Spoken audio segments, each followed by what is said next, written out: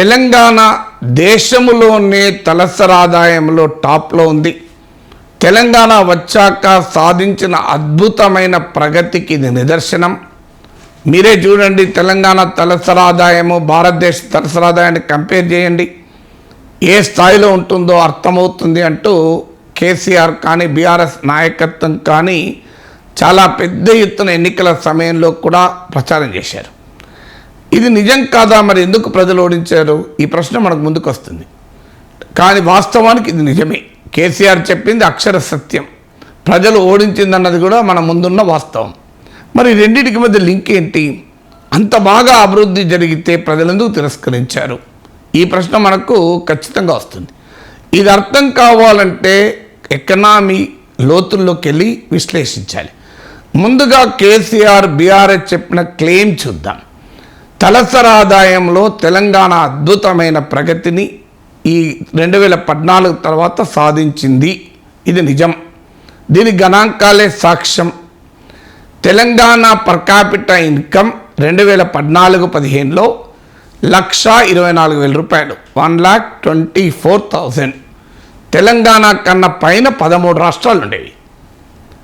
2022-23 అంటే మనకు ఈ ఫైనాన్షియల్ ఇయర్ మాత్రమే కంప్లీట్ డేటా అవైలబుల్గా ఉంది. 2022-23లో ఇది 3,12,000, 3,12,000. మీరు స్క్రీన్ పైన డేటా చూడండి. 1,24,000 నుంచి 3,12,000కు Telangana per capital income increase అయింది 2014 నుంచి 2023 మధ్య కాలంలో. ఇది ఏ స్టాండర్డ్స్తో చూసినా అద్భుతమైన ప్రగతి. తెలంగాణలోని అన్ని జిల్లాలు కూడా దేశ సగటైన 96,000 కన్నా ఎక్కువ పర్ క్యాపిటల్ ఇన్కమ్ కలిగి ఉన్నాయి. ఇదొక ఫ్యాక్ట్. తెలంగాణ ఈ మొత్తం 2014 నుంచి ఇప్పటివరకు ఒక్క కోవిడ్ ఇయర్ మినహాయిస్తే ప్రతి సంవత్సరం కూడా తలసరి ఆదాయం డబుల్ డిజిట్ గ్రోత్ సాధించింది. 2 అంకెల వృద్ధి రేటు, అంటే 10 or above% సాధించింది. సో ఇదంతా కూడా తెలంగాణ ఎకనామిక్ గ్రోత్ విజయ గాథ, తెలంగాణ ఎకానమీ యొక్క సక్సెస్ స్టోరీ ఇది. మీకు తెలంగాణ ఈరోజు 2022-23లో 3,12,000 తెలంగాణ పర్ క్యాపిటల్ ఇన్కమ్, 3,12,000. మనకన్నా కేవలం 2 రాష్ట్రాలు, అవి కూడా చిన్న రాష్ట్రాలే పైన ఉన్నాయి. ఒకటి సిక్కిం 5,19,000, 2 ఢిల్లీ దేశ రాజధాని 4,44,000. సో ఏ రకంగా చూసినా సిక్కిం ఢిల్లీతో తెలంగాణ పోల్చలేం. తెలంగాణ మేజర్ స్టేట్, అంటే 10 మేజర్ స్టేట్స్లో చూస్తే Telangana tops per capital income. KCR చెప్పింది అక్షర సత్యం, అందుకే అన్నాను నేను. మరి సమస్య ఇక్కడ ఉంది. సమస్య 2 చోట్ల ఉంది. ఒకటి, తలసరి ఆదాయం అనేది ఎవరేజెస్, సగటు. నా ఆదాయము ప్లస్ నా డ్రైవర్ ఆదాయం బై 2 = తలసరి ఆదాయం. కానీ నా ఆదాయానికి నా డ్రైవర్ ఆదాయానికి ఎంత తేడా ఉంటుంది?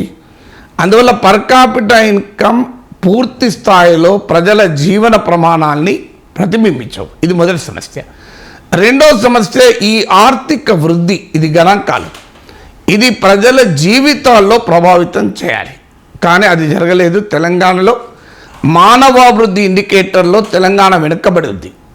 మీరు క్వాలిటీ ఆఫ్ లెర్నింగ్, అంటే పిల్లలు వాళ్ళ విద్యా ప్రమాణాలు తీసుకున్నా, అలాగే ఏజ్కు అనుగుణంగా వయసుకు అనుగుణంగా బరువు చూసినా, స్త్రీల అక్షరాస్యత చూసినా, స్కూలింగ్ స్త్రీలు బడికి పోవడం చూసినా, ఇలాంటి అనేక సామాజిక అభివృద్ధి మానవాభివృద్ధి కొలబద్దల్లో తెలంగాణ చాలా వెనుకబడి ఉంది. కొన్ని విషయాలు అయితే లాస్ట్ ర్యాంక్లో కూడా ఉంది. నేను దీన్ని సెపరేట్గా ఇంకో వీడియోలో చెప్తాను.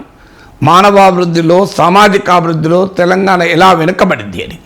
అంటే తెలంగాణ డెవలప్మెంట్ మోడల్లో జరిగిన పెద్ద లోపం ఏంటంటే ఎకనామిక్ డెవలప్మెంటు, ఎకనామిక్ గ్రోత్ జరిగింది, కానీ అది ప్రజల జీవితాల్లోకి ట్రాన్స్లేట్ కాలేకపోయింది. ఇది ప్రజల్లో అసంతృప్తికి కారణం. దీంతో పాటు మరో ముఖ్యమైన అంశం ఏంటంటే తెలంగాణలో ఉన్న ప్రాంతాల వారిగా తలసరి ఆదాయంలో ఉన్న భయంకరమైన తేడా, మామూలు తేడా కాదు. మీకు డిస్ట్రిక్ట్ వైజ్గా తీసుకోండి, మీకు ఆశ్చర్యం వేస్తుంది. హయ్యెస్ట్ తెలంగాణలో రంగారెడ్డి జిల్లాలో తలసరి ఆదాయం ఉంది. వాస్తవంగా రంగారెడ్డి జిల్లా అంటే అది కూడా హైదరాబాద్లో భాగమే.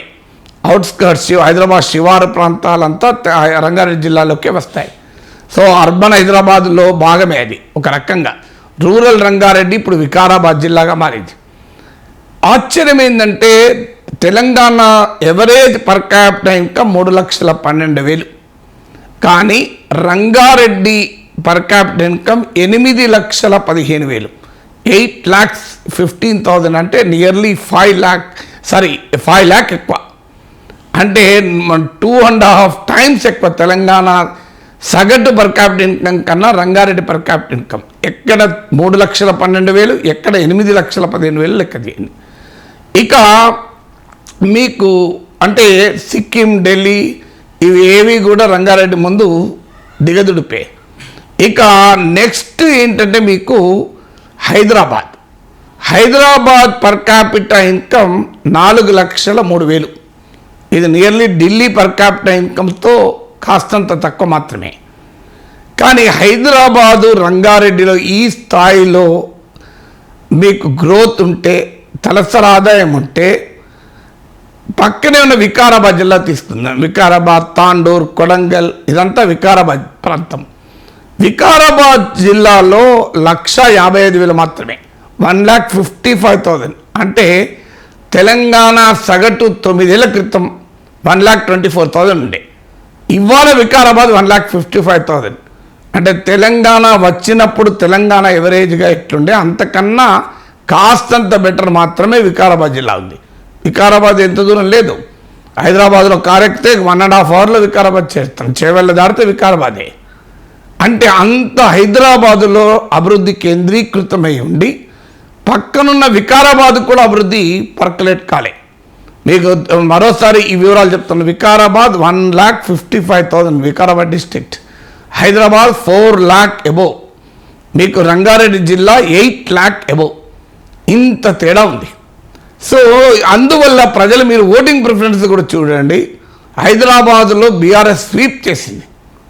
బీఆర్ఎస్ హైదరాబాద్, రంగారెడ్డి ఈ రెండు కలిపితే బీఆర్ఎస్ స్వీప్. మీకు ఎక్కడైనా చూడండి, కాంగ్రెస్కు బీజేపీకి అడ్రస్ లేదు ఇక్కడ. ఒక్క ఓల్డ్ సిటీ ప్రాంతంలో ఎంఐఎం మినహా, అది కూడా బీఆర్ఎస్ మిత్రపక్షమే.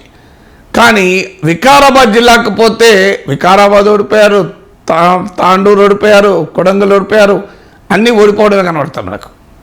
అంటే ఎక్కడైతే అభివృద్ధి కేంద్రీకృతమై ఉందో ఆ అభివృద్ధి ఫలితాలు ఎంతో కొంత ప్రజలకు అందాయో అక్కడ ప్రజలు బీఆర్ఎస్ను గెలిపించారు మీరు గమనిస్తే. అందువల్ల తెలంగాణ గ్రోత్ స్టోరీలో ఉన్న ఈ 2 డైమెన్షన్స్ను కేసీఆర్ మరవడమే ఆయన ఓటమికి కారణం. ఒకటి ఆర్థిక వృద్ధి, ప్రాంతాల వారీగా వేరియేషన్. ఇలా తెలంగాణకున్న ఓన్ ట్యాక్స్ రెవెన్యూలో 40% హైదరాబాద్ నుంచి వస్తాయి. అంటే హైదరాబాద్లో గ్రోత్ ఎంత కాన్సన్ట్రేట్ అయ్యిందో దీన్ని బట్టి అర్థమవుతుంది. అందువల్ల రాష్ట్ర ప్రభుత్వం ముందు, రేవంత్ రెడ్డి ముందున్న ప్రధాన లక్ష్యం ఏంటంటే హైదరాబాద్ గ్రోత్ ఇంజన్ను కంటిన్యూ చేయాలి. ఎందుకంటే తెలంగాణకు నిధులు ఇచ్చి వనరులు ఇచ్చేటువంటి engine of economic growth Hyderabad. కానీ ఈ ఆర్థిక వృద్ధిని తెలంగాణలోకి డైవర్సిఫై చేయాలి, ఇన్నర్ తెలంగాణలోకి విస్తరించాలి. అది జరగకపోతే రాజకీయపరమైన ఎక్స్ప్రెషన్, రాజకీయ వ్యక్తీకరణ అనివార్యమవుతుంది. ఇప్పుడు కేసీఆర్ పాలనలో ఇంత అభివృద్ధి జరిగింది, అయినా ఎందుకు ఓటేయలేదంటే కారణం ఇదే. హైదరాబాద్లో అభివృద్ధి జరిగింది, హైదరాబాద్లో ఓటేశారు ప్రజలు. కానీ హైదరాబాద్లో ఉన్న యూత్ వెళ్ళి గ్రామాల్లో గుద్దురు కాంగ్రెస్కు. మీకు అది గ్రామీణ ప్రాంతాల్లో కనబడుతుంది. హైదరాబాద్లో అలిగిన గులిగిన ఓటరు హైదరాబాద్లో వేయకుండా గ్రామీణ ప్రాంతాలకు వెళ్ళి కాంగ్రెస్కు అనుకూలంగా గుద్దారు. సో అందువల్ల హైదరాబాద్ గ్రోత్ బీఆర్ఎస్ను రివార్డ్ చేసింది.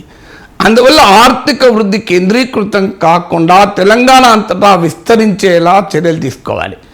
రెండవది ఆర్థిక వృద్ధి మానవాభివృద్ధిగా, సామాజిక అభివృద్ధిగా, ప్రజల జీవన ప్రమాణాల్లో మెరుగయ్యేలా చూడాలి.